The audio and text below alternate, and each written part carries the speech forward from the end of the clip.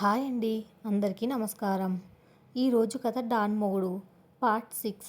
ఇక కథలోకి వెళితే, మరుసటి రోజు ఉదయం స్టేట్ మెడికల్ కౌన్సిల్ భవనం లోపల విచారణ గది వాతావరణం ఎంతో గంభీరంగా భయానకంగా ఉంది. ఒక పెద్ద రౌండ్ టేబుల్ చుట్టూ 5 బోర్డు మెంబర్స్ కూర్చొని ఉన్నారు. వాళ్లకు మధ్యలో చైర్మన్ శ్రీధర్ ఉన్నాడు. అతని పక్కనే డాక్టర్ అరవింద్ కూడా ఉన్నాడు. వాళ్ళందరి చూపులు ఒక ముద్దాయి కోసం ఎదురు చూస్తున్నట్లుగా ఉన్నాయి. సరిగ్గా 10 గంటలకు తలుపులు తెరుచుకున్నాయి. లోపలికి అడుగుపెట్టింది నందిని. ఒక సాధారణ కాటన్ చీరలో, ముఖంలో ఎలాంటి భయం బెరుకు లేకుండా ఎంతో హుందాగా ఆత్మవిశ్వాసంతో నడిచి వచ్చి వాళ్లకు ఎదురుగా ఉన్న చైర్లో కూర్చుంది. ఆమె కళ్ళల్లో నీళ్లు లేవు. ఒక రకమైన తీక్షణమైన అగ్నిజ్వాల ఉంది. ధీర వనితలా ఏమాత్రం వెనక్కి తగ్గని ఆత్మశైర్యం ఆమె సొంతం. చైర్మన్ శ్రీధర్ గొంతు సవరించుకుని విచారం ప్రారంభించాడు. డాక్టర్ నందిని, మీపై వచ్చిన ఫిర్యాదులు, మెడికల్ రిపోర్ట్స్ ఆధారంగా ఈ ఎంక్వైరీ జరుగుతుంది.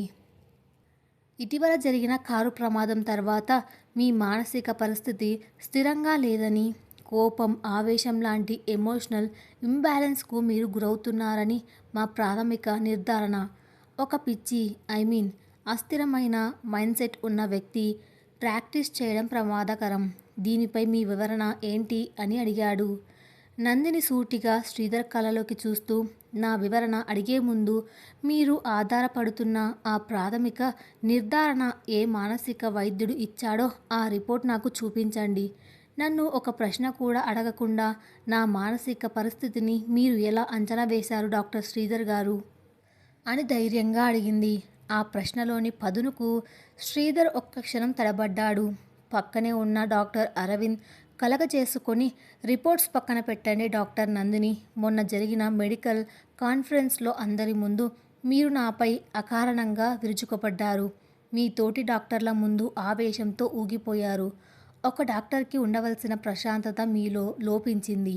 ఈ అగ్రెసివ్ బిహేవియర్ రోగుల పాలిట ప్రాణాంతకం కదా అని రెచ్చగొట్టే ప్రయత్నం చేశాడు. నందిని పెదవులపై ఒక చిన్న వ్యంగ్యమైన నవ్వు వెలిసింది. ధర్మాన్ని నిలబెట్టడం కోసం మాట్లాడే ప్రతి మాట ఆవేశంగానే కనిపిస్తుంది డాక్టర్ అరవింద్.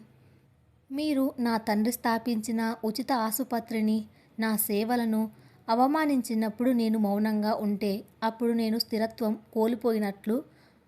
ఒక తప్పు జరిగినప్పుడు దాన్ని ప్రశ్నించే గొంతును పిచ్చి అంటారన్న విషయం నాకు ఈరోజే తెలిసింది. నా రోగులతో నేను ఎలా ఉంటానో వాళ్ళని అడగండి. నా చేతుల్లో ఎంతమంది ప్రాణాలు నిలబడ్డాయో నా ఆసుపత్రి రికార్డ్స్ చూసి మాట్లాడండి.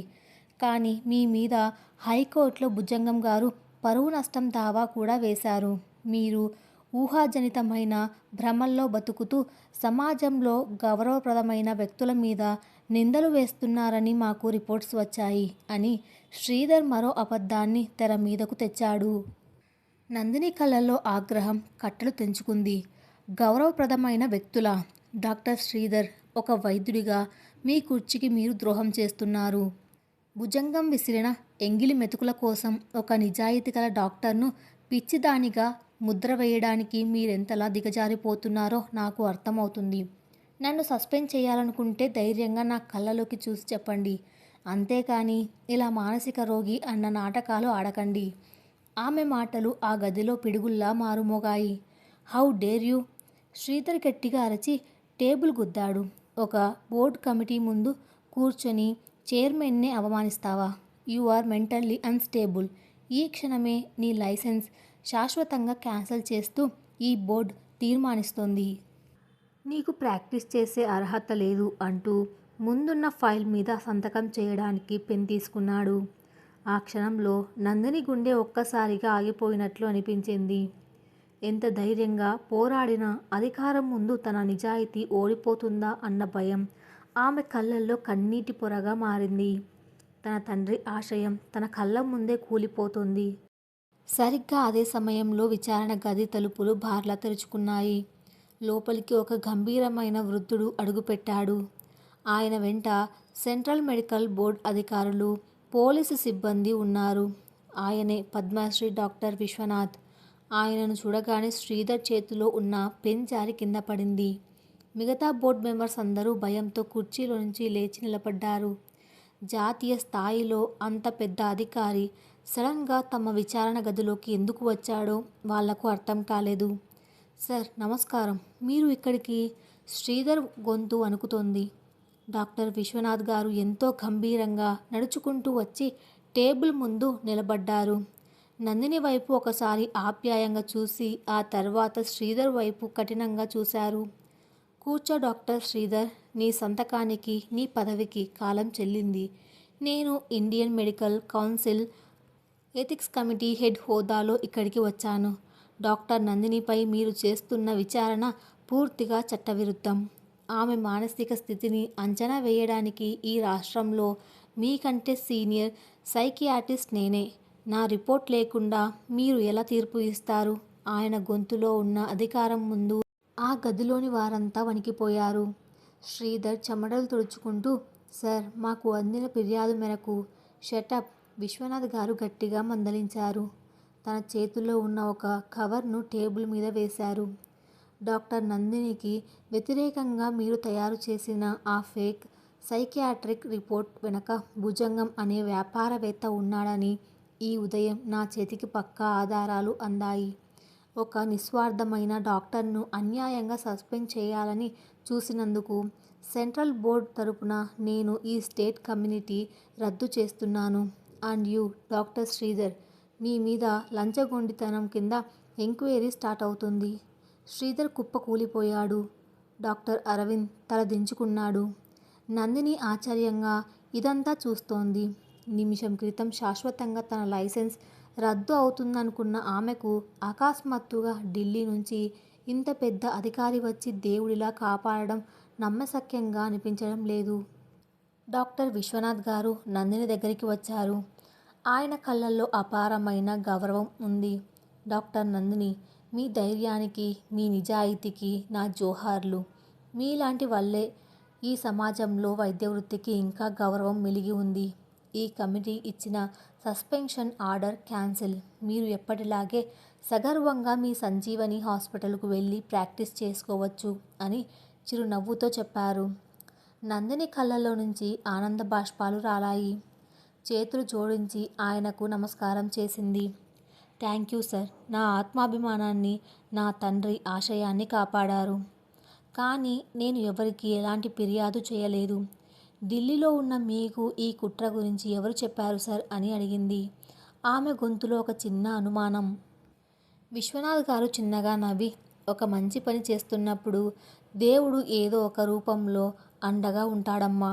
మీ వెనుక ఉన్న ఆ అదృశ్య రక్షణ కవచం ఎవరో నాకు తెలియదు, కానీ వాళ్లకు మీ మీద ఉన్న గౌరవం, మీ క్షేమం పట్ల ఉన్న తపన నన్ను ఇక్కడి దాకా తీసుకువచ్చింది. మీరు చాలా అదృష్టవంతులు నందిని గారు అని చెప్పి అక్కడి నుంచి వెళ్ళిపోయారు. నందిని గుండె ఒక్కసారిగా వేగంగా కొట్టుకుంటుంది. ఆ అదృశ్య రక్షణ కవచం, ఈ పదం వినగానే ఆమె కళ్ళ ముందు ఒకే ఒక్కడి ముఖం మెలిసింది. సిద్ధార్థ్ వర్మ తను ఎంత వద్దని కఠినంగా చెప్పినా, తన ఎంత అసహించుకున్న భుజంగం కుట్రల నుంచి పదే పదే తనను చాకచక్యంగా కాపాడుతున్నది సిద్ధార్థ్ వర్మే అని ఆమెకు పూర్తిగా అర్థమైంది.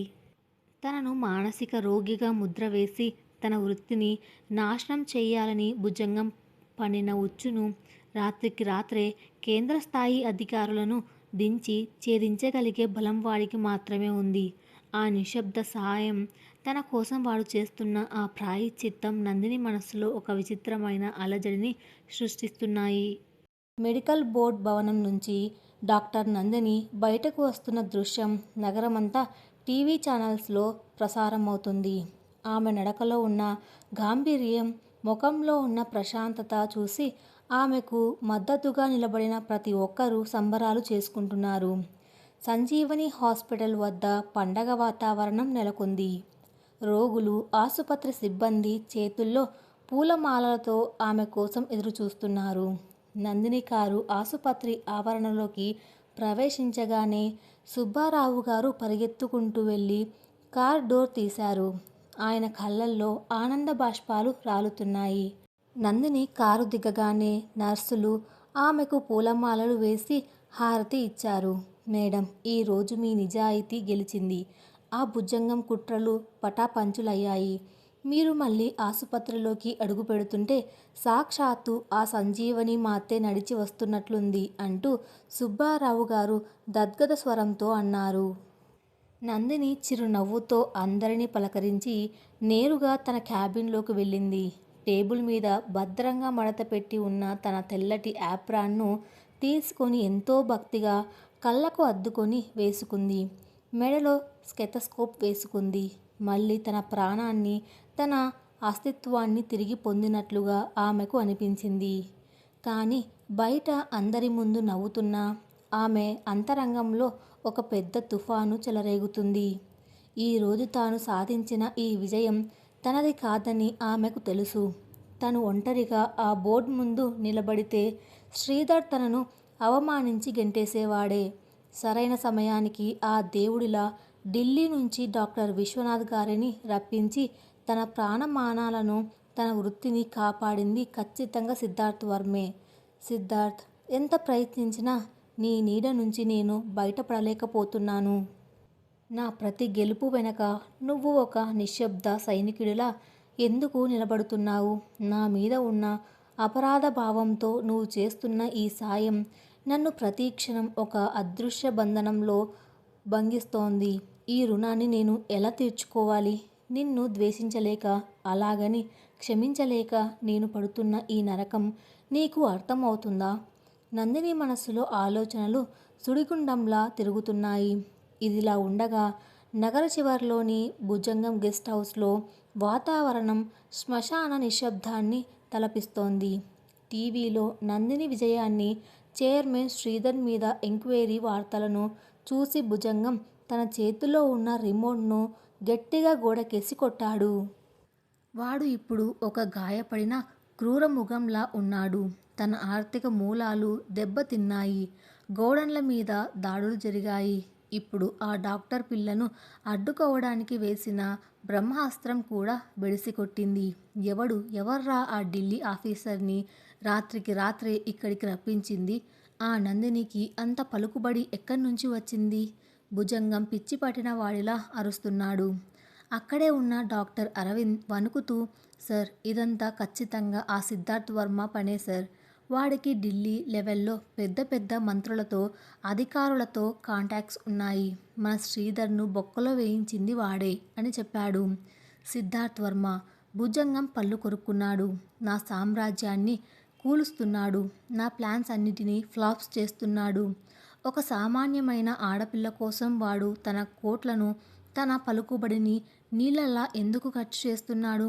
ఇదంతా ఆ ఆసుపత్రి స్థలం కోసం ఆడుతున్న నాటకంలా లేదు. దీని వెనక ఏదో బలమైన కారణం ఉంది. సరిగ్గా అప్పుడే తలుపు తీసుకుని లోపలికి వచ్చాడు ప్రతాప్. వాడి ముఖంలో ఒక పైశాచికమైన ఆనందం, ఒక పెద్ద నిధిని కనిపెట్టిన గర్వం కనిపిస్తున్నాయి. వాడి చేతిలో ఒక పాత ఫైల్ ఉంది. బాస్, మీరు అన్నది అక్షరాల నిజం. వాళ్ళిద్దరి మధ్య ఉన్నది స్థలం గొడవ కాదు, ఒక భయంకరమైన రహస్యం. ఆ సిద్ధార్థ్ వర్మ పాలిట బ్రహ్మాస్త్రాన్ని నేను పట్టుకున్నాను అంటూ ఆ ఫైల్ను భుజంగం ముందు టేబుల్ మీద పెట్టాడు ప్రతాప్. భుజంగం ఆతృతగా ఆ ఫైల్ తెరిచాడు. అందులో కొన్ని హాస్పిటల్ రికార్డ్స్, సీసీటీవీ ఫుటేజ్ తాలూకు ప్రింటౌట్స్ ఉన్నాయి. ఏంట్రా ఇవి? భుజంగం అయోమయంగా అడిగాడు. ప్రతాప్ ఒక కుటిలమైన నవ్వు నవ్వి వివరించడం మొదలుపెట్టాడు. బాస్, నెల రోజుల క్రితం ఒకరోజు రాత్రి భయంకరమైన వర్షం పడింది, గుర్తుందా? ఆ రాత్రి నగరంలోని ఒక 5 స్టార్ హోటల్లో సిద్ధార్థ్ వర్మ పార్టీ చేసుకున్నాడు. ఆ తర్వాత వాడు తన కారులో ఒంటరిగా బయలుదేరాడు. కానీ అదే రోజు తెల్లవారుజామున వాడు సిటీ కేర్ హాస్పిటల్లో ప్రాణాపాయ స్థితిలో అడ్మిట్ అయ్యాడు. వాడికి ఎవరో డ్రగ్స్ ఇచ్చారు. అయితే ఏంట్రా? భుజంగం విసుగ్గా అడిగాడు. అక్కడే ఉంది అసలు ట్విస్ట్ బాస్. వాడిని ఆ హాస్పిటల్లో అడ్మిట్ చేసింది ఎవరో తెలుసా? సాక్షాత్తు ఆ పవిత్రమైన డాక్టర్ నందిని. ప్రతాప్ మాటలకు భుజంగం ఉలిక్కిపడ్డాడు. ఏంటి? వాడిని జాయిన్ చేసింది నందినినా? ఎలా? ఆ రాత్రి వర్షంలో నందిని కారుకు సిద్ధార్థ్ ఎదురుగా రావడం వల్ల యాక్సిడెంట్ అయింది. అప్పటికే ఆ సిద్ధార్థ్ వర్మ ఫుల్ డ్రగ్స్ మత్తులో ఉండి తన కంట్రోల్లో తాను లేడు. వాడిని తన కారులో ఎక్కించుకొని ఫస్ట్ ఎయిడ్ చేసింది నందిని. ఆ తర్వాత ఏం జరిగిందో ఖచ్చితంగా ఎవరికీ తెలియదు, కానీ ఆ హాస్పిటల్ అడ్మిషన్ ఫామ్లో నందిని ఏమని సంతకం చేసిందో చూడండి అంటూ ఒక కాగితాన్ని చూపించాడు ప్రతాప్. అందులో పేషెంట్తో సంబంధం ఉన్న చోట భార్య అని రాసి కింద నందిని అని సంతకం చేసి ఉంది. భుజంగం కళ్ళు ఆశ్చర్యంతో విస్మయంతో విప్పార్చుకున్నాయి. భార్య, నందిని వాడికి భార్య అని సంతకం చేసిందా? ఇది కలలో కూడా ఊహించని విషయం. అవును బాస్, ఆ రాత్రి కారులో వాళ్ళిద్దరి మధ్య ఏదో ఊహించని దారుణం జరిగి ఉంటుంది. ఆ సిద్ధార్థ్ గాడు డ్రగ్స్ మత్తులో తన ప్రాణాలు కాపాడాలని వచ్చిన ఆ పిల్ల మీద ఏదో అఘాయిత్యం చేసి ఉంటాడు. అందుకే ఆ పిల్ల తన పరువు ఎక్కడ పోతుందో అని గుట్టు చప్పుడు కాకుండా వాడిని హాస్పిటల్లో తన భర్త అని అబద్ధం చెప్పి జాయిన్ చేసి పారిపోయి వచ్చింది.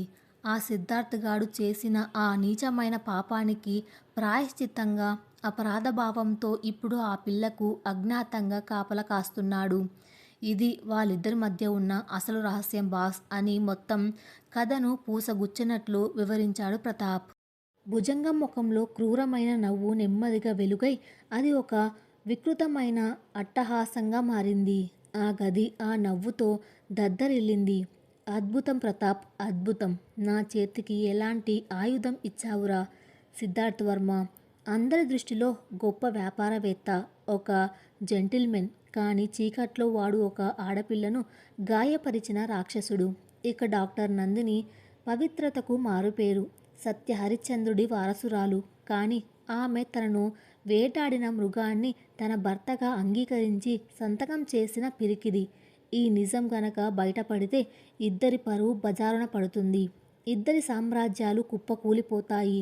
ఇప్పుడు ఈ రహస్యంతో ఆ సిద్ధార్థ్ వర్మను నా బూటు కింద కుక్కలా ఎలా ఆడిస్తానో చూడు అని పళ్ళు కొరుక్కుంటూ అన్నాడు భుజంగం. వాడి కళ్ళల్లో ఒక రాక్షస ఆనందం తాండవిస్తుంది. మరొక వైపు నగరంలో సాయంత్రం 6 గంటలు. చల్లటి గాలి వీస్తుంది. నగర చివర్లో ఉన్న ఒక పురాతనమైన శివాలయం. ఆ గుడి చాలా ప్రశాంతంగా, జనసంచారం తక్కువగా ఉంటుంది. నందిని తన మనసు బాగోలేనప్పుడల్లా ఆ గుడికి వచ్చి గంటల తరబడి ఆ మెట్ల మీద కూర్చోవడం అలవాటు. ఈరోజు కూడా ఆమె అదే గుడికి వచ్చింది. గుడి గర్భగుడి ముందు నిలబడి కళ్ళు మూసుకొని ప్రార్థిస్తోంది. దేవుడా, నా పోరాటంలో నేను గెలుస్తున్నానో ఓడిపోతున్నానో నాకు తెలియడం లేదు. నా శత్రువుల నుంచి నన్ను కాపాడుతున్న ఆ వ్యక్తి ఒకప్పుడు నా పాలిట మృగం. వాడి సాయం తీసుకోవడం నా అంతరాత్మ అంగీకరించడం లేదు. ఈ ధర్మ సంకటం నుంచి నన్ను బయటపడేయి తండ్రి అని మనసులోనే వేడుకుంది.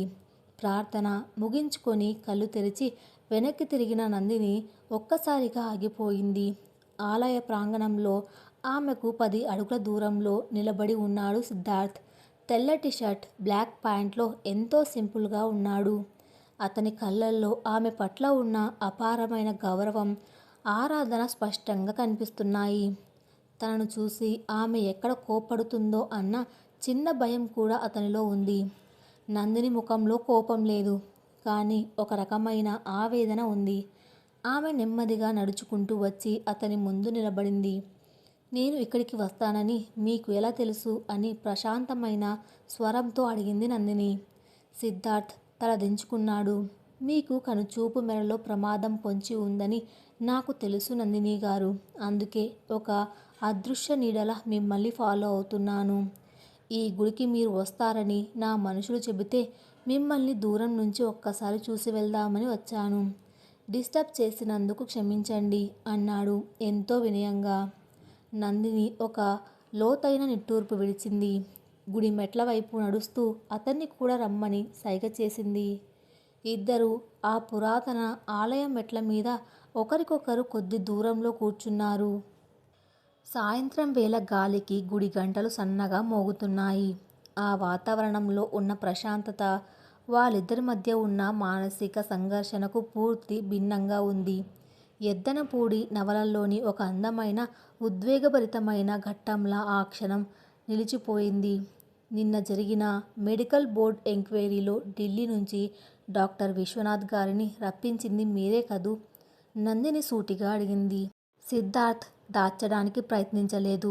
అవును అని సమాధానమిచ్చాడు. ఎందుకు సిద్ధార్థ్? నేను ఎన్నిసార్లు చెప్పినా మీరు ఎందుకు నా జీవితంలో జోక్యం చేసుకుంటున్నారు? నేను ఒకప్పుడు ఎంతో గర్వపడేదాన్ని. నా కాళ్ళ మీద నేను నిలబడ్డానని, నా యుద్ధం నేను చేసుకోగలనని. కానీ ఇప్పుడు ప్రతి కష్టంలోనూ మీరు ముందుకొచ్చి నన్ను కాపాడుతుంటే నా ఆత్మవిశ్వాసం చచ్చిపోతుంది. మీరు చేస్తున్న ఈ సాయం వెనక ఉన్నది నా మీద ప్రేమ కాదు. ఆ రాత్రి మీరు నాకిచ్చిన గాయం తాలూకు అపరాధ భావం.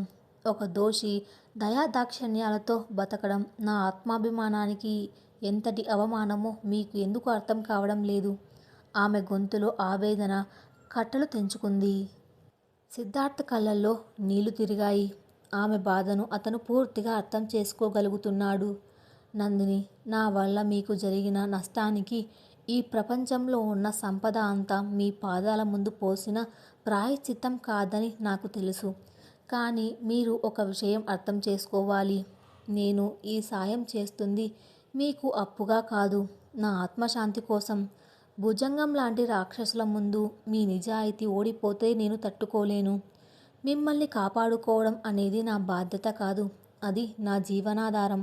మీ ఆత్మాభిమానం మీకు ఎంత ముఖ్యమో నా ప్రాయశ్చిత్తం నాకు అంతే ముఖ్యం. ఆ మాటలకు నందిని అతన్ని తీక్షణంగా చూసింది. ఆ కళ్ళల్లో ఉన్న నిజాయితీ ఆమెను ఒక్క క్షణం కదిలించింది. ఒక మృగంగా ప్రవర్తించిన వాడు ఇప్పుడు ఒక పసివాడిలా తన ఆత్మశాంతి కోసం తన చుట్టూ తిరుగుతున్నాడు. కానీ గతమంత తేలికగా చెరిగిపోదు. సిద్ధార్థ్, మీ ప్రాయశ్చిత్తం పూర్తయ్యేదెప్పుడో నాకు తెలియదు. కానీ మీ సాయం వల్ల నా మనసుకు శాంతి కలగడం లేదు. మీరు నిజంగా నాకు మేలు చేయాలనుకుంటే దయచేసి నాకు దూరంగా ఉండండి. నా శత్రువులతో నన్ను పోరాడనివ్వండి. నేను ఓడిపోయినా సరే నా ఆత్మాభిమానంతో చనిపోతాను. ఇదే నేను మిమ్మల్ని అడిగే చివరి సాయం అని చేతులు జోడించి నమస్కారం చేసింది నందిని. సిద్ధార్థ్ ఆమె చేతులను అడ్డుకోబోయాడు. కానీ ఆ దేవత లాంటి స్త్రీని తాకే అర్హత తనకు లేదని చేతులు వెనక్కి తీసుకున్నాడు. మీ మాట నేను శిరసా వహిస్తాను నందిని గారు. ఇక మీదట మీ ఆసుపత్రి వ్యవహారాల్లో కానీ, భుజంగం మీ మీద వేసే కేసుల్లో కానీ నేను నేరుగా జోక్యం చేసుకోను. కానీ భౌతికంగా మీ ప్రాణాలకు ప్రమాదం వస్తే మాత్రం నేను చూస్తూ ఊరుకోను. అంతవరకు నేను ఒక అదృశ్య శక్తిగానే ఉంటాను అని ఎంతో స్థిరంగా చెప్పి నెమ్మదిగా అక్కడి నుంచి వెనుదిరిగాడు. నందిని అలాగే కూర్చొని అతను వెళ్తున్న దారి వైపు చూస్తూ ఉండిపోయింది. నీ మనసు ఎంత స్వచ్ఛంగా మారుతున్నా ఆ రాత్రి చీకటి మచ్చ మన ఇద్దరి మధ్య ఒక శాశ్వతమైన గోడను కట్టేసింది సిద్ధార్థ్ అని తనలో తాను గొనుక్కుంది. అదే రాత్రి వర్మ మ్యాన్షన్కు చేరుకున్నాడు సిద్ధార్థ్. మనసంతా ఒక రకమైన శూన్యత. నందినికి దూరంగా ఉంటూ ఆమెను కాపాడుకోవడం ఎలాగో కిరణ్తో చర్చిస్తున్నాడు. సరిగ్గా అదే సమయంలో సిద్ధార్థ్ పర్సనల్ ఫోన్ రింగ్ అయింది. ఆ నెంబర్ కిరణ్కు తన కుటుంబ సభ్యులకు మాత్రమే తెలుసు. స్క్రీన్ మీద ఒక అన్నౌన్ నెంబర్. ఫోన్ లిఫ్ట్ చేశాడు. హలో వర్మగారు, ఎలా ఉన్నారు? వ్యాపారాలు బాగా సాగుతున్నాయా? అవతల వైపు నుంచి అత్యంత వికృతమైన విషపూరితమైన గొంతు. ఆ గొంతు ఎవరిదో సిద్ధార్థ్కు ఇట్టే అర్థమైంది. భుజంగం. సిద్ధార్థ్ కళ్ళు ఒక్కసారిగా సీరియస్గా మారాయి. చేతిలో ఉన్న ఫోన్ను గట్టిగా పట్టుకున్నాడు. భుజంగం. నా పర్సనల్ నెంబర్కు ఫోన్ చేసేంత ధైర్యం నీకు ఎక్కడి నుంచి వచ్చిందిరా? నీ గోడన్ల మీద దాడులు జరిగినా నీకు ఇంకా బుద్ధి రాలేదా అని కఠినంగా అడిగాడు. భుజంగం పెద్దగా నవ్వాడు. అబ్బో, వర్మగారు చాలా కోపంలో ఉన్నట్లున్నారు. దాడులు చేయించి నా సామ్రాజ్యాన్ని దెబ్బతీశానని మీరు సంబరపడుతున్నారు కదూ? కానీ వర్మగారు, మీరు దెబ్బతీసింది నా డబ్బును మాత్రమే. కానీ నేను మీ గుండెకాయ మీద దెబ్బ కొట్టబోతున్నాను. ఏరా పిచ్చి కూతలు కూస్తున్నావు? నేను తలుచుకుంటే రేపు ఉదయం కల్లా నువ్వు అడుక్కు తినేలాగా చేయగలరు వర్మగారు, కానీ చెయ్యరు. ఎందుకంటే నా దగ్గర మీ ప్రాణానికి ప్రాణమైన ఒక పావు ఉంది. ఆ పావు పేరు డాక్టర్ నందిని. భుజంగం ఆ పేరు పలకగానే సిద్ధార్థ్ గుండె ఒక్కసారిగా ఆగిపోయినంత పని అయింది. రే, ఆమె పేరు నీ నోటితో పలికినా, ఆమె నీడను తాకాలని చూసినా నీ పీక కోసేస్తాను అని గర్జించాడు సిద్ధార్థ్. ఆహా, ఆవేశం పనికిరాదు వర్మగారు. మీరు ఆమెను ఎందుకు కాపాడుతున్నారు? మీ ఇద్దరి మధ్య ఆ కారులో జరిగిన ఆ చీకటి దారుణం ఏంటో నాకు మొత్తం తెలుసు. డ్రగ్స్ మత్తులో వర్షంలో నందిని మీద మీరు చేసిన దాడి, ఆ తర్వాత ఆమె మిమ్మల్ని తన భర్త అని హాస్పిటల్లో జాయిన్ చేసిన రికార్డ్స్ అన్నీ నా టేబుల్ మీద భద్రంగా ఉన్నాయి. భుజంగం చల్లగా ఆ బాంబు పేల్చాడు. సిద్ధార్థ్ చేతిలో ఉన్న ఫోన్ వణికింది. వాడికి ఈ రహస్యం ఎలా తెలిసింది? కిరణ్ కూడా షాక్ అయ్యి సిద్ధార్థ్ వైపు చూస్తున్నాడు. వర్మగారు, ఈ ఆధారాలు కనుక రేపు ఉదయం మీడియాకు చేరితే ఏమవుతుందో ఒక్కసారి ఊహించుకోండి. మీకేమీ కాదు, డబ్బు పడేసి కేసు నుంచి బయటపడతారు. కానీ ఆ పవిత్రమైన డాక్టర్ నందిని, ఆమె ఆత్మాభిమానం అంగట్లో సరుకు అవుతుంది. తనను నాశనం చేసిన వాడిని భర్తగా ఎలా అంగీకరించిందని సమాజం ఆమె మీద ఉమ్మి వేస్తుంది. ఆమె డాక్టర్ వృత్తికి కాదు కదా, బ్రతకడానికి కూడా పనికిరాకుండా పోతుంది. ఆమె ప్రాణాలు తీసుకుంటుంది. ఇదంతా మీ వల్లే జరుగుతుంది. భుజంగం మాటలు ఒక్కొక్కటిగా సిద్ధార్థ్ నరాల్లో విషంలా ఎక్కుతున్నాయి. సిద్ధార్థ్ కళ్ళు ఎర్రబడ్డాయి. నుదుటి మీద చెమటలు పట్టింది. తన అపరాధం నందినిని మరోసారి బలిపీఠం మీద నిలబెడుతోంది. తన శత్రువు చేతికి తానే ఒక ఆయుధంగా మారుతున్న వాస్తవం అతన్ని నిలువునా దహించి వేస్తుంది. నీకేం కావాలరా? సిద్ధార్థ్ గొంతులో మొదటిసారిగా ఒక అపజయం తాలూకు రాజీ వినిపించింది. ఇది భుజంగానికి ఒక సంగీతంలా అనిపించింది. అది దారికి రావడం అంటే. నాకు ఎక్కువ ఏమీ అక్కర్లేదు వర్మగారు. ముందుగా ఆ 100 కోట్ల టెండర్ నాకే దక్కేలా మీరు తప్పుకోవాలి. రెండవది, నా కంపెనీల మీద జరుగుతున్న విజిలెన్స్ దాడులు ఈ రాత్రికే ఆగిపోవాలి. మూడవది, మరియు అతి ముఖ్యమైనది, డాక్టర్ నందిని హైకోర్టులో నా మీద వేసిన భూ కబ్జా కేసు రేపు ఉదయం కల్లా ఆమె స్వయంగా విత్డ్రా చేసుకోవాలి. ఆ ఆసుపత్రి, ఆ గుడి స్థలాలు నాకు రాసిచ్చినట్లు ఆమె దగ్గర సంతకాలు తీసుకొని మీరు నాకు పంపాలి. ఈ 3 జరిగితే ఆనాటి చీకటి రాత్రి రహస్యం నాతోనే మట్టిలో కలిసిపోతుంది. ఏ ఒక్కటి జరగకపోయినా డాక్టర్ నందిని పరువు, ప్రాణం గాలిలో కలిసిపోతాయి. యువర్ టైమ్ స్టార్ట్ నౌ అని చెప్పి ఫోన్ కట్ చేశాడు భుజంగం.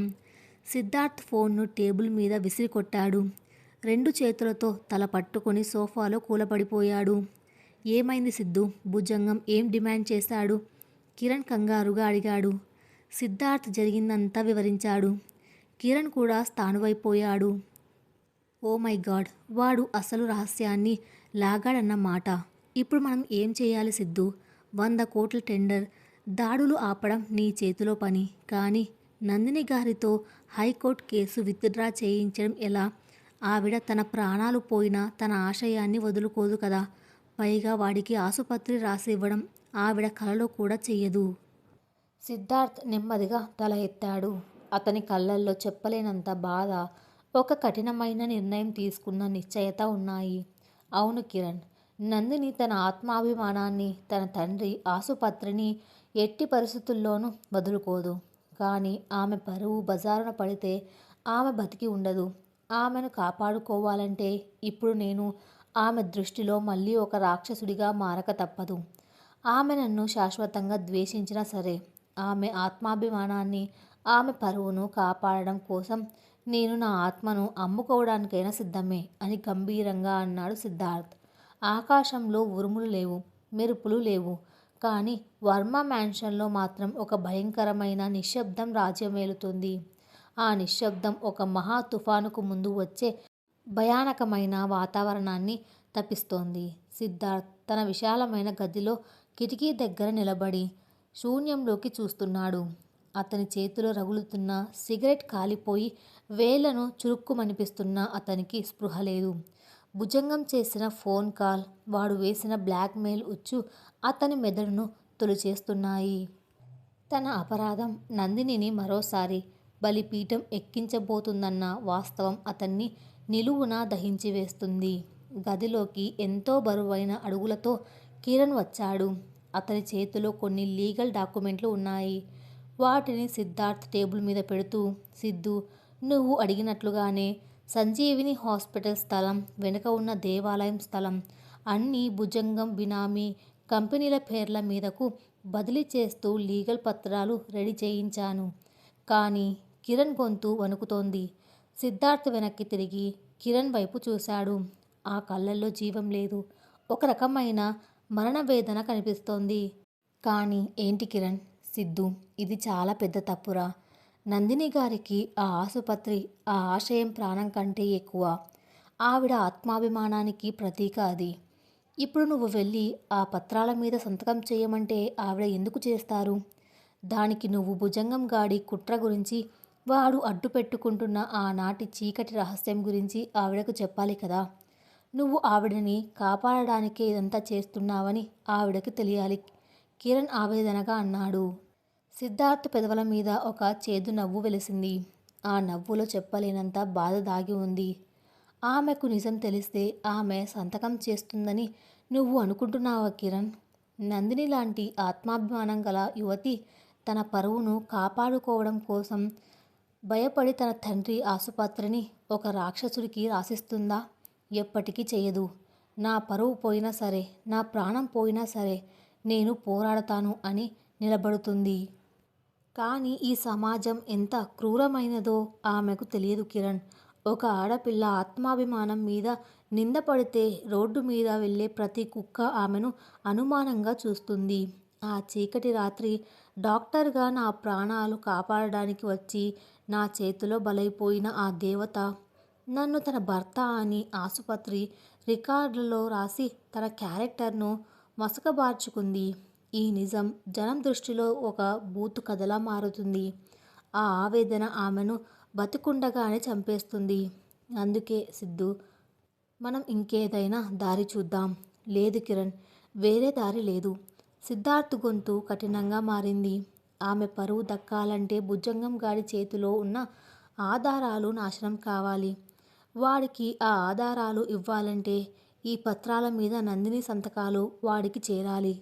ఆ సంతకాలు ఆమె చెయ్యాలంటే ఆమె దృష్టిలో నేను మళ్ళీ ఒక రాక్షసుడిగా మారాలి. నేను ఆమెను మోసం చేసి బ్లాక్మెయిల్ చేస్తే తప్ప ఆమె ఆ ఆసుపత్రిని వదులుకోదు. కిరణ్ షాక్ అయ్యాడు. అంటే నువ్వు ఆవిడని బ్లాక్మెయిల్ చేస్తావా? అవును కిరణ్, ఇన్నాళ్ళు ఆమెను కాపాడింది నేను అని తెలిసి ఆమె నా మీద కొద్దిగా సానుభూతి పెంచుకుంటుంది. ఇప్పుడు దాన్ని నేనే నాశనం చెయ్యాలి. ఆ ఆసుపత్రి స్థలం కోసమే నేను ఇన్నాళ్ళు నాటకం ఆడానని, ఆ మెగా మాల్ ప్రాజెక్టు కోసమే ఆవిడను కాపాడానని నేను అబద్ధం చెప్పాలి. సంతకం చేయకపోతే ఆ రాత్రి జరిగిన రహస్యాన్ని నేనే స్వయంగా బయటపెట్టి ఆమె పరువు తీస్తానని బెదిరించాలి. అప్పుడు ఆమె నన్ను అసహ్యించుకుంటుంది. తన పరువును కాపాడుకోవడం కోసం కాదు, నాలాంటి ఒక నీచుడి మొహాన ఆ ఆసుపత్రిని విసిరికొట్టాలన్న కసితో ఆమె సంతకం చేస్తుంది. ఆమె బతుకుతుంది, కానీ నన్ను జీవితాంతం ద్వేషిస్తూ బతుకుతుంది. ఆమె ద్వేషమే నాకు శిక్ష, నా ప్రాయశ్చిత్తం అని చెబుతూ సిద్ధార్థ్ కళ్ళలో నుంచి రాలుతున్న కన్నీళ్లను తుడుచుకున్నాడు. ఒక మగాడు తాను ప్రాణంగా ప్రేమించే, ఆరాధించే స్త్రీ కళ్ళల్లో ఒక ద్రోహిగా మిలికిపోవడానికి సిద్ధపడడం ఎంత నరకమో కిరణ్కు అర్థమైంది. కిరణ్ ఏమీ మాట్లాడలేక తల దించుకొని బయటకు వెళ్ళిపోయాడు. సిద్ధార్థ్ ఆ పత్రాలను తీసుకొని తన గుండెను బండరాయిలా మార్చుకొని సంజీవని హాస్పిటల్ వైపు బయలుదేరాడు. ఉదయం 10 గంటల సమయం. సంజీవని హాస్పిటల్ వాతావరణం ఎంతో ప్రశాంతంగా ఉంది. మెడికల్ బోర్డ్ విచారణ నుంచి సగర్వంగా తిరిగి వచ్చిన నందినిని చూసి రోగులు ఎంతో గౌరవంతో నమస్కరిస్తున్నారు. నందిని తన క్యాబిన్లో కూర్చొని ఒక చిన్నారికి బిస్కెట్ ఇస్తూ జ్వరం తగ్గిందని వాళ్ళ తల్లిదండ్రులకు ధైర్యం చెబుతోంది. ఆమె మనసు ఈరోజు చాలా తేలికగా ఉంది. భుజంగం వేసిన అతిపెద్ద కుట్రను ఛేదించడంతో ఆమెలో ఒక కొత్త ఆత్మవిశ్వాసం చిగురించింది. అదే సమయంలో తనను అజ్ఞాతంగా కాపాడిన సిద్ధార్థ్ వర్మ పట్ల ఆమె మనసులో ఉన్న ద్వేషం మెల్లగా కరుగుతుంది. తను ఎంత కఠినంగా మాట్లాడినా గుడి దగ్గర తనను కలవడానికి వచ్చినప్పుడు అతని కళ్ళల్లో కనిపించిన బాధ నిజమైనదే అని ఆమెకు అనిపిస్తోంది. మనిషి తప్పు చేయడం సహజం, కానీ ఆ తప్పును సరిదిద్దుకోవడానికి వాడు పడుతున్న తపన చూస్తుంటే నేను వాడిని మరీ అంత కఠినంగా శిక్షించానేమో. వాడి అదృశ్య రక్షణ లేకపోతే నేను ఈరోజు ఈ కుర్చీలో ఉండేదాన్ని కాదు కదా. వాడికి ఒకసారి ఫోన్ చేసి థ్యాంక్స్ చెప్పాలా అని ఆమె మనసు ఊగిసలాడుతోంది. సరిగ్గా అదే క్షణంలో నందిని క్యాబిన్ తలుపు గట్టిగా నెట్టుకుంటూ లోపలికి వచ్చాడు సిద్ధార్థ్. నందిని ఉలిక్కిపడి తల ఎత్తి చూసింది. కానీ ఇప్పుడు ఆమెకు ఎదురుగా ఉన్నది గుడి మెట్ల మీద ప్రాధేయపడిన సిద్ధార్థ్ కాదు, ఒక క్రూరమైన వ్యాపారవేత్త. కళ్ళల్లో ఏమాత్రం జాలి లేని ఒక అహంకారి. అతని నడకలో, అతని చూపులో ఒక రాక్షసత్వం కనిపిస్తుంది. అక్కడ ఉన్న పేషెంట్లను బయటకు పంపించేసి సిద్ధార్థ్ క్యాబిన్ తలుపు గడియ వేశాడు. ఏంటిది సిద్ధార్థ్, పర్మిషన్ లేకుండా లోపలికి వచ్చి తలుపు వేస్తున్నారేంటి? నందిని కొంచెం ఆశ్చర్యంగా, కాస్త కోపంగా అడిగింది. సిద్ధార్థ్ ఏమీ మాట్లాడకుండా నడిచి వచ్చి నందిని టేబుల్ ముందున్న కుర్చీలో దర్జాగా కూర్చున్నాడు. తన చేతుల్లో ఉన్న ఫైల్ను టేబుల్ మీద విసిరాడు. ఆ ఫైల్ మీద property transfer and relinquishment deed అని పెద్ద అక్షరాలతో రాసి ఉంది. ఇదిగో డాక్టర్ నందిని, ఈ ఫైల్లో ఉన్న పత్రాల మీద ఇప్పుడే నీ సంతకం కావాలి అని కఠినంగా అన్నాడు సిద్ధార్థ్. అతని గొంతులో మంచులాంటి చల్లదనం ఉంది. గారు అనే మర్యాద పోయి ఏకవచనంతో సంబోధించడం నందినిని విస్మయానికి గురిచేసింది. ఏంటివి? దేని మీద సంతకాలు? ఫైల్ తీసి చదువుతూ అడిగింది. ఆ పత్రాలు చూసేసరికి నందిని కళ్ళు ఆశ్చర్యంతో, షాక్తో విప్పార్చుకున్నాయి. సంజీవని హాస్పిటల్ స్థలాన్ని, వెనుక ఉన్న దేవాలయం స్థలాన్ని భుజంగానికి చెందిన బినామీ సంస్థలకు బదిలీ చేస్తున్నట్లు ఆ పత్రాల్లో ఉంది. ఏంటి సిద్ధార్థ్ ఇదంతా? ఈ ఆస్తులను భుజంగానికి రాసివ్వడం ఏంటి? అసలు ఈ పత్రాలు పట్టుకొని మీరెందుకు వచ్చారు? ఆమె గొంతులో అనుమానం, భయం కలగలిసి ఉన్నాయి. సిద్ధార్థ్ ఒక వికృతమైన నవ్వు నవ్వాడు. నందిని గుండె ముక్కలయ్యేలా ఆ నవ్వు ప్రతిధ్వనించింది. ఎందుకంటే డాక్టర్ నందిని, ఈ ఆట మొదలుపెట్టిందే నేను కాబట్టి. ఇన్నాళ్ళు ఆ భుజంగం నీ హాస్పిటల్ స్థలం కోసం నీ మీద దాడులు చేస్తూ వస్తున్నాడు కదా. వాడు నీకు ఒక శత్రువుగా కనిపించాడు. కానీ ఆ స్థలం మీద నాకు కూడా కన్ను ఉందన్న విషయం నీకు తెలియదు. వెనుక ఉన్న గుడి స్థలాన్ని, నీ హాస్పిటల్ స్థలాన్ని కలుపుకొని ఒక పెద్ద 100 కోట్ల మెగా మాల్ ప్రాజెక్ట్ కట్టాలని నా ప్లాన్. కానీ మధ్యలో ఆ భుజంగం గాడు దూరాడు. వాడిని పక్కకు తప్పించడానికి నేను ఒక గొప్ప నాటకం ఆడాను. నీకు అజ్ఞాత రక్షకుడుగా, నీ పాలిట దేవుడుగా నన్ను నేను ప్రొజెక్ట్ చేసుకున్నాను. ప్రతి మాటలోనూ సిద్ధార్థ్ తనను తాను ఒక రాక్షసుడిగా చిత్రించుకుంటున్నాడు. లోపల అతని ఆత్మ కన్నీరు కారుస్తున్నా బయటకు కఠినంగా నటిస్తున్నాడు. నందిని స్థాణువైపోయింది. ఆమె చేతిలో ఉన్న ఫైల్ కింద పడిపోయింది. ఆమె చెవులు ఆమె వింటున్న దాన్ని నమ్మలేకపోతున్నాయి. ఇన్నాళ్ళు తనను కాపాడిన ఆ అదృశ్య శక్తి ఒక పక్కా కుట్రలో భాగమా? నువ్వు నాటకం ఆడావా సిద్ధార్థ్? డ్రగ్స్ రైడ్ ఆపింది, మెడికల్ బోర్డు నుంచి నన్ను కాపాడింది అంతా నా ఆసుపత్రి మీద కన్నేసి ఆడిన నాటకమా? నా మీద జాలితో కాదు, నీ వ్యాపారం కోసమా? ఆమె గొంతు వణుకుతుంది. కళ్ళల్లో కన్నీళ్లు సుడులు తిరుగుతున్నాయి. జాలి? నీ మీద నాకెందుకు జాలి ఉంటుంది నందిని? బిజినెస్లో జాలి, దయ లాంటి పదాలకు చోటు లేదు. భుజంగాన్ని బురిడి కొట్టించి నిన్ను నా వలలో వేసుకోవాలని ఆడిన మైండ్ గేమ్ ఇదంతా. ఇప్పుడు భుజంగం గాడు నా గుప్పెట్లో ఉన్నాడు. వాడికి ఒక ఫేవర్ కింద ఈ స్థలాన్ని వాడి పేర్ల మీద ట్రాన్స్ఫర్ చేయిస్తున్నాను. ఆ తర్వాత దాన్ని నేను టేక్ ఓవర్ చేస్తాను. ఇప్పుడు నాకు నా ప్రాజెక్టు ముఖ్యం. సో ఈ పత్రాల మీద సంతకం పెట్టు అని ఆదేశించాడు సిద్ధార్థ్. నందిని కుర్చీలో నుంచి లేచి నిలబడింది. ఆమె కళ్ళల్లో ఇప్పుడు కన్నీళ్లు లేవు. కేవలం అంతులేని అసహ్యం, ద్వేషం ఉన్నాయి. ఒక మనిషి ఇంతలా దిగజారగలడా అన్న విస్మయం ఆమెలో ఉంది. నిమిషం క్రితం వాడి మీద కలిగిన చిన్న జాలిని తలుచుకొని ఆమెకే అసహ్యం వేసింది.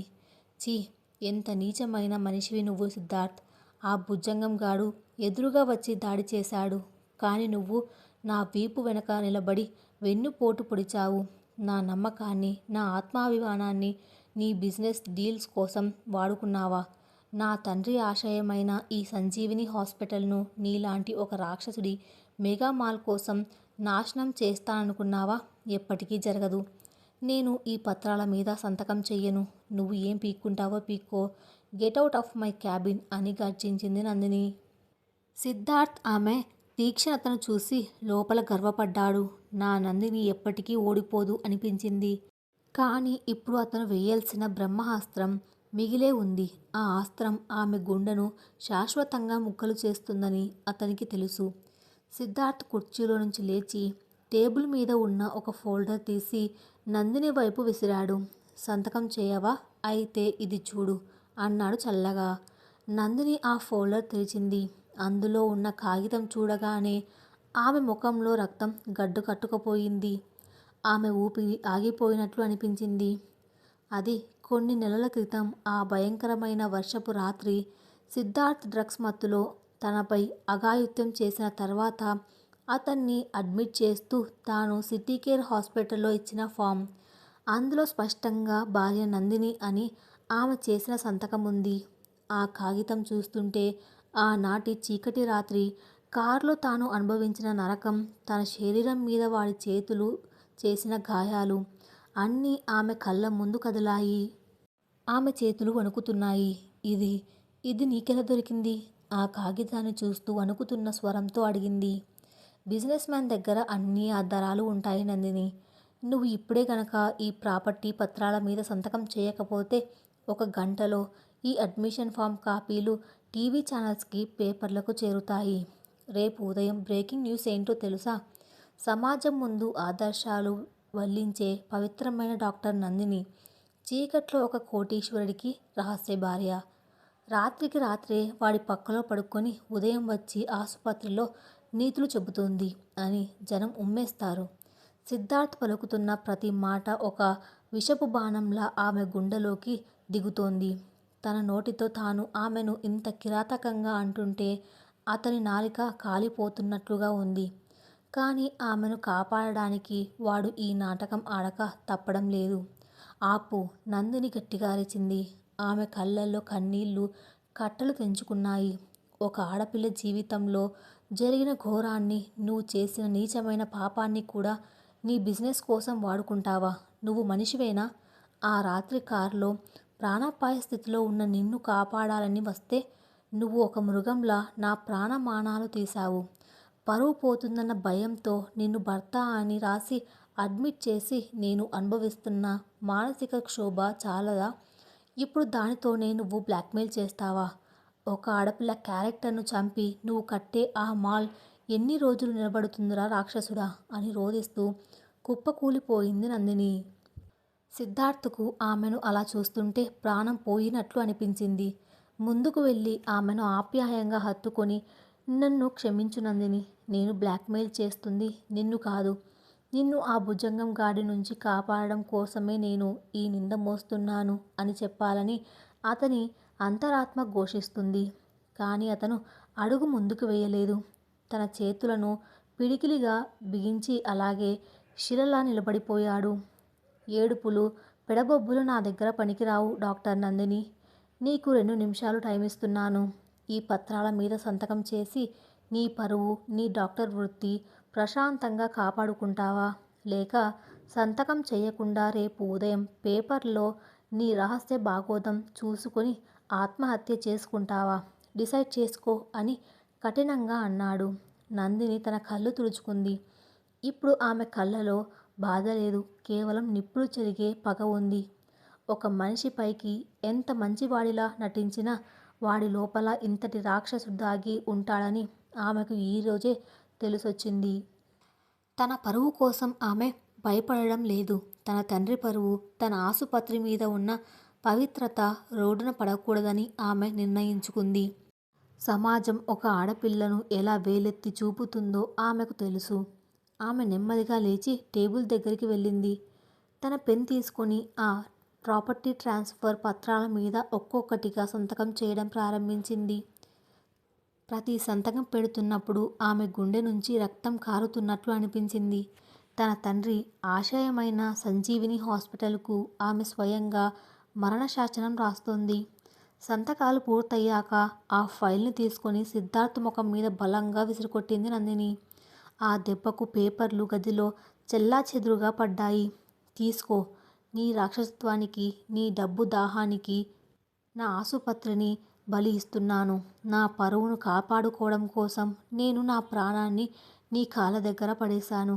కానీ గుర్తుపెట్టుకో సిద్ధార్థ్ వర్మ, ఒక ఆడపిల్ల కన్నీళ్లతో కట్టిన ఏ సామ్రాజ్యము ఎక్కువ కాలం నిలబడదు. ఆ రాత్రి నా శరీరాన్ని గాయపరిచావు. ఈరోజు నా ఆత్మను చంపేశావు. నువ్వు నా పాలిట ఒక శాపానివి. ఈ జన్మలో నేను నిన్ను క్షమించను. నీ ముఖం మళ్ళీ నా జీవితంలో ఎప్పుడూ చూపించకు. గెట్ అవుట్ అని గర్జించింది నందిని. ఆ గది ఆమె ఆక్రోశంతో దద్దరిల్లింది. సిద్ధార్థ్ ఏమీ మాట్లాడలేదు. కింద పడిన ఆ పేపర్లను నెమ్మదిగా తీసుకుని ఫైల్లో సర్దుకున్నాడు. ఆమె ద్వేషాన్ని ఒక ఆశీర్వాదంలా స్వీకరిస్తూ ఒక్క మాట కూడా మాట్లాడకుండా తలదించుకొని నెమ్మదిగా ఆ క్యాబిన్ నుంచి బయటకు నడిచాడు. అతను బయటకు రాగానే తలుపు వెనక ఉన్న నందిని గట్టిగా ఏడుస్తున్న శబ్దం వినిపించింది. ఆ ఏడుపు సిద్ధార్థ్ గుండెను ముక్కలు చేసింది. తన కారు దగ్గరికి వెళ్ళేసరికి అతని కళ్ళల్లో నుంచి కూడా కన్నీళ్లు జలజలా రాలాయి. నువ్వు బతికిపోయావు నందిని. నా ప్రాణం పోయినా సరే ఇప్పుడు నిన్ను ఆ భుజంగం గాడు ఏమీ చెయ్యలేడు అని గొనుక్కుంటూ కారు స్టార్ట్ చేశాడు. సాయంత్రం 4 గంటలు. నగర చివర్లోని భుజంగం గెస్ట్ హౌస్లో వాతావరణం ఉత్కంఠంగా ఉంది. సిద్ధార్థ్ కారు ఎంట్రన్స్ దగ్గర ఆగింది. అతను దర్జాగా ఒక సింహంలా లోపలికి అడుగుపెట్టాడు. అతని కళ్ళల్లో ఇప్పుడు బాధ లేదు. తనను బ్లాక్మెయిల్ చేసి తన నందినిని ఏడిపించిన భుజంగం మీద భయంకరమైన కక్ష ఉంది. లోపల భుజంగం, ప్రతాప్ సిగరెట్ తాగుతూ సిద్ధార్థ్ కోసం ఎదురుచూస్తున్నారు. సిద్ధార్థ్ రాగానే భుజంగం వికృతంగా నవ్వి, వెల్కమ్ వర్మగారు. ఏంటి, అజేయుడైన సిద్ధార్థ్ వర్మ నా ముందు తలదించి వస్తున్నాడంటే నాకే నమ్మబుద్ధి కావడం లేదు అని హేళన చేశాడు. సిద్ధార్థ్ వాడి ముందున్న టేబుల్ మీద ఫైల్ విసిరాడు. ఎక్కువ మాట్లాడకు భుజంగం. నువ్వు అడిగినట్లుగానే నందిని హాస్పిటల్ స్థలం వెనుక ఉన్న గుడి స్థలం నీ బినామీ పేర్ల మీద ట్రాన్స్ఫర్ చేస్తూ ఆమె సంతకాలు తెచ్చాను. ఆ మెడికల్ టెండర్ నుంచి నా ఫార్మా గ్రూప్స్ వైదొలుతున్నట్లు లెటర్ కూడా అందులో ఉంది. విజిలెన్స్ దాడులు కూడా ఆగిపోయాయి. ఇప్పుడు నాకివ్వాల్సింది ఇవ్వు అని కఠినంగా అడిగాడు. భుజంగం ఆశ్చర్యంతో ఆ ఫైల్ తెరిచి చూశాడు. నందిని సంతకాలు స్పష్టంగా ఉన్నాయి. తను ఇన్నాళ్ళు ఎంత కుట్రలు చేసినా దక్కని ఆ స్థలం ఇప్పుడు తన చేతిలో ఉన్న ఒక చిన్న ఆధారంతో సిద్ధార్థ్ వర్మ లాంటి వాడిని బ్లాక్మెయిల్ చేసి సాధించినందుకు వాడికి ఎంతో గర్వంగా అనిపించింది. గ్రేట్ వర్మగారు, ఒక ఆడదాని పరువు కోసం మీరు ఎంతకైనా తెగిస్తారని నాకు అర్థమైంది అంటూ తన జేబులో నుంచి Nandini admission form, original copy, దాని తాలూకు సీసీటీవీ ఫుటేజ్ ఉన్న ఒక పెన్ డ్రైవ్ను సిద్ధార్థ్ చేతిలో పెట్టాడు భుజంగం. మీకు సంబంధించిన బ్లాక్మెయిల్ ఎవిడెన్స్ మొత్తం ఇక్కడే ఉంది. మీరు ఫ్రీగా వెళ్ళొచ్చు. సిద్ధార్థ్ ఆ కాగితాన్ని, పెన్ డ్రైవ్ను తీసుకున్నాడు. టేబుల్ మీద ఉన్న ఒక లైటర్ తీసుకొని ఆ అడ్మిషన్ ఫామ్కు నిప్పు అంటించాడు. అది కాలి బూడిద అవుతుంటే అతను ఎంతో ప్రశాంతంగా ఊపిరి పీల్చుకున్నాడు. నందిని పరువు, ఆమె రహస్యం శాశ్వతంగా కాలిపోయాయని అతనికి అర్థమైంది. ఆ బూడిదను నేల మీద పడేసి బూటు కాలితో నలిపేశాడు. భుజంగం అది చూసి నవ్వుతూ, ఆట ముగిసింది వర్మగారు, మీరు వెళ్ళొచ్చు. సిద్ధార్థ్ నెమ్మదిగా తల ఎత్తి భుజంగం కళ్ళలోకి చూశాడు. ఆ చూపులో ఒక రాక్షసత్వం, ఒక కాలరాత్రి దాగి ఉన్నాయి. భుజంగానికి ఆ చూపు చూడగానే ఎందుకో వెన్నులో చలి పుట్టింది. ఆట ముగిసిందని ఎవరు చెప్పారు భుజంగం? ఆట ఇప్పుడే మొదలైంది. సిద్ధార్థ్ గొంతు గర్జనలా ఆ గదిలో మారుమోగింది. ఇన్నాళ్ళు నువ్వు నన్ను బ్లాక్మెయిల్ చేశావన్న ఒకే ఒక్క కారణంతో నందిని పరువు కోసం నేను సైలెంట్గా ఉన్నాను. కానీ ఇప్పుడు ఆ దరిద్రం కాలిపోయింది. ఇప్పుడు నన్ను ఆపే శక్తి, నిన్ను కాపాడే దేవుడు ఇద్దరూ లేరు. నువ్వు ఆ స్థలం తీసుకున్నావని సంబరపడుతున్నావు కదా, ఆ స్థలం మీద నీ శవం కూడా పడకుండా చేస్తాను. నీ సామ్రాజ్యాన్ని కాదు, నీ ఊపిరిని నేను ఎలా తీస్తానో చూడు. నీ పతనం మొదలైంది భుజంగం. అంత కఠినంగా చెప్పి వెనక్కి తిరిగి కూడా చూడకుండా సిద్ధార్థ్ అక్కడి నుంచి సింహంలా నడిచి వెళ్ళిపోయాడు. భుజంగం, ప్రతాప్ ఇద్దరూ ఒకరి ముఖాలు ఒకరు చూసుకున్నారు. వాళ్లకు సిద్ధార్థ్ వార్నింగ్ వెనక ఉన్న తీవ్రత అర్థమై భయం పుట్టుకుంది. బ్లాక్మెయిల్ అస్త్రం కోల్పోయిన తర్వాత సిద్ధార్థ్ వర్మ ఎంతటి విధ్వంసం సృష్టిస్తాడో ఊహించి వాళ్ళ గుండెల్లో రైళ్లు పరిగెత్తాయి. ఒకవైపు ఆసుపత్రిని, ఆత్మాభిమానాన్ని కోల్పోయి నందిని కన్నీరు మున్నీరుగా విలపిస్తుంటే, మరొకవైపు నందిని పరువు కోసం విలన్గా మారిన సిద్ధార్థ్ ఇప్పుడు తన శత్రువుల రక్తంతో హోమం చేయడానికి సిద్ధమయ్యాడు. కథ ఇంకా ఉంది. అది నెక్స్ట్ పార్ట్లో కొనసాగించబడుతుంది. Thanks for listening.